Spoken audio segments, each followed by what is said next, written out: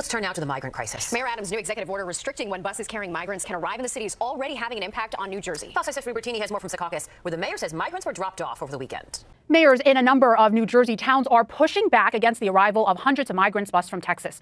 Well, today leaders from the Garden State came together to express concerns about a potential plan to transport asylum seekers to Atlantic City.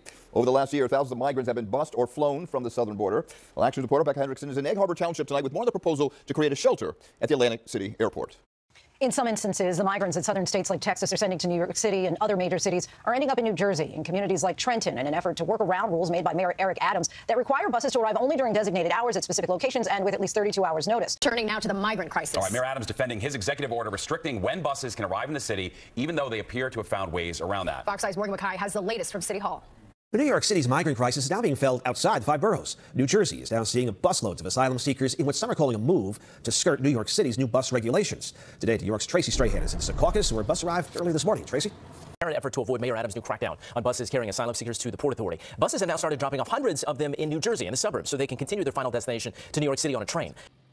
Good morning, Craig. Officials tell us roughly 10 buses with about 400 migrants have been dropped, not just here at the Edison train station, but other New Jersey train stations as well. The mayor here in Edison saying he believes this is an attempt to get around that executive order issued by Mayor Adams last week, blocking unannounced buses with fines and with arrests. Now, a story you'll only see on Fox 5. We're about to take you on a ride with a group of migrants who traveled to New Jersey from Texas, then took a train to New York City. That's proof that there are ways around a new executive order which places restrictions on when and how buses carrying migrants can arrive in the city. All right, here's Fox 5 Stephanie Bertini with the latest in our Migrants in America series. The Secaucus mayor recently said it seems quite clear the bus operators are finding a way to thwart the requirements of the executive order by dropping migrants at the train station in Secaucus and having them continue to their final destination. Those migrants stopped in the Garden State en route to New York City, but mayors in Edison and Trenton say they're frustrated, claiming they just don't have the resources to support them, even for just a stop. And as Ted Goldberg reports, lawmakers say there needs to be less finger pointing and more accountability on how to handle the controversial issue. Not one bus from Texas has complied. It's been almost a week since Mayor Eric Adams issued an executive order that limits buses from dropping off migrants in the city unannounced, and his administration says not a single bus has complied. Instead, buses being sent from Texas have been dropping off migrants in areas like New Jersey, then buying them a train ticket to the city in order to avoid being fined or sued. Mayor Adams said this move was necessary to control the flow of migrants into the city, but now it appears to be having